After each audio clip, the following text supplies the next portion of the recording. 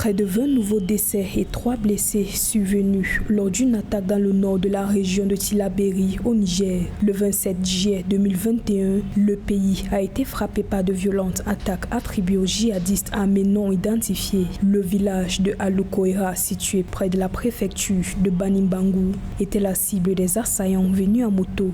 Avec ces attaques répétitives, le Niger et le Burkina Faso deviennent de plus en plus comme étant les maillons faibles du G5 Sahel. Il est donc évident aujourd'hui que le président Mohamed Bazoum est confronté à un principal défi, qui est la question sécuritaire.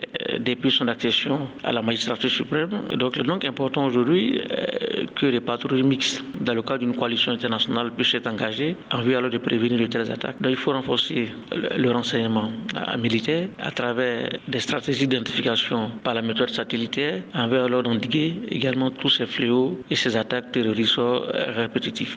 Selon les sources locales, les assaillants étaient plutôt dans le village de Dekoukou où ils ont tenté sans succès d'enlever plusieurs têtes de bétail. Un autre groupe d'hommes armés a été aperçu par des villageois entre les villages de Faka et de Dingazi Banda dans une zone propice aux djihadistes.